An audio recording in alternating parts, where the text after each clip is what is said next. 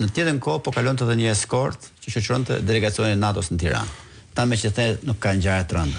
Tani ka rënë numri ngjarjeve të rënda, por kjo si ngjarje e rënd ka parandaluar disa ngjarje tjera të rënda. Pse?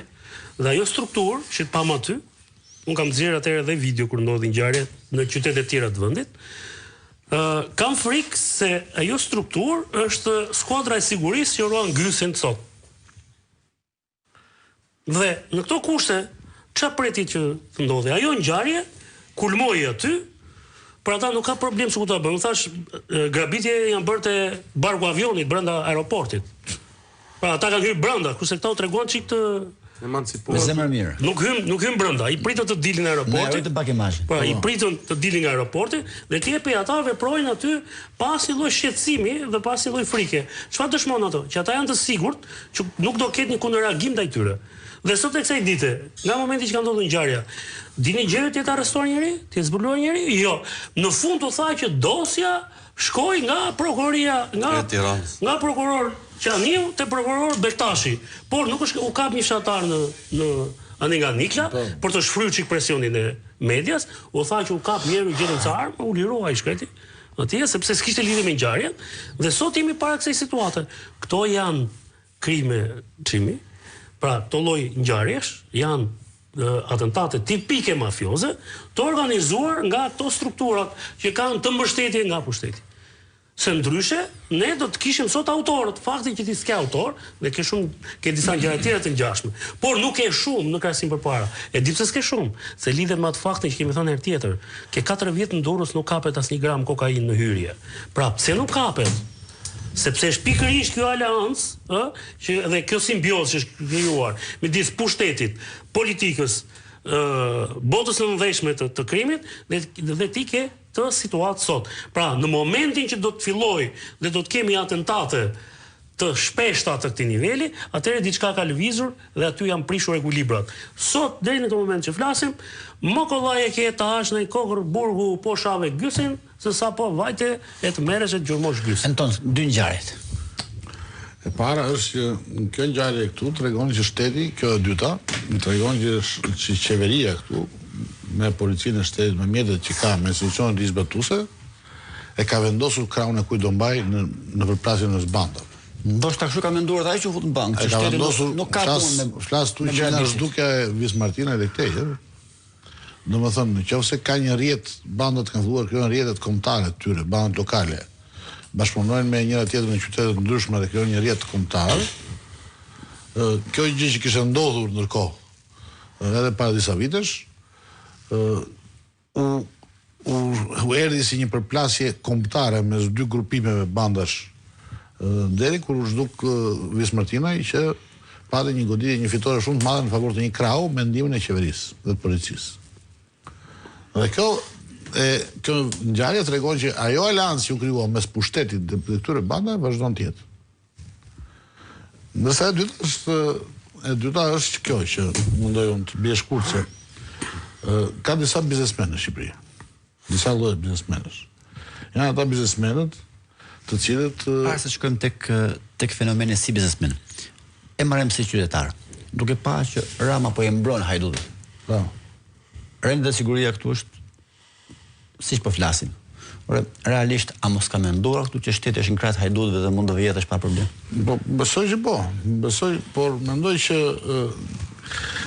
kjo është pra që duhet ndar pak. Si ka një grup biznesmenësh të cilët janë me Ramën, të cilët kur u mbarojnë lekët shkojnë takojnë Ramën dhe Rama pastaj u jep tendera. Dhe ne kemi parë të dosja e Llogaras, që një edhe si dosja Balluku, që një edhe për edhe ke lotët e Unazës madhe. Po, edhe në Unazës. Ka disa biznesmenë të cilët kanë aq shumë borxhe në bankë se janë banka të interesuara që kujdesen për ta, dhe ka disa biznesmenë që nuk kanë mbështetje politike, kanë punë, nuk mund të shlyejnë me punën që kanë për shkak të konkurrencës pa drejtë, atë që detyrimet që kanë dhe detyrohen pastaj të bëjnë këtë që bëjnë, siç e bëri zotëria, që është lloj dorëzimi. Ai u dorëzua më në fund. Ai shkon atje për t'u kapur. Ai shkon atje për të dhënë fund gjithçkaja në një mënyrë paqësore. Nuk kishte asnjë zgjidhje tjetër për të bërë. Nëse ai do ishte shoku i Ramës, do kishte marrë një tender kur i mbaruan lekët dhe do kishte shtryer ditë borxhe. Në qoftë se do kishte marrë bankave më shumë lekë, do do ishin bankat interesuar të jepnin akoma më shumë. Kështu që fati i keq i tij ishte që borxhi që kishte ai ishte i pa konsiderueshëm për bankat dhe marrëdhënia e tij me Ramën nuk është ajo që duhet të ishte. Në këtë rast, pastaj ne flasim për policinë e shtetit. Na vjen, po policia e shtetit çfarë bën?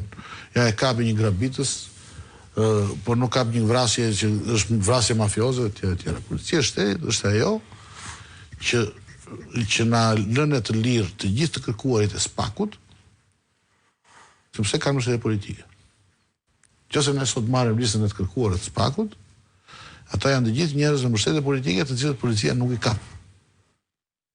Ata janë sot më shumë se sa bodyguardët e SPAK-ut dhe rojet e SPAK-ut, dhe nëse ata do vendosin një ditë që ashtu siç ja bën Gilmando Danit, ja bën edhe këtyre që i shpallin ndërkim nga SPAK-u, e kanë fuqinë ekonomike, kriminale dhe numrin e nevojshëm, sepse janë ai shumë sa te kalojnë fuqinë e shtetit, sa të bëjnë çfarë duan me këdo në qeveri.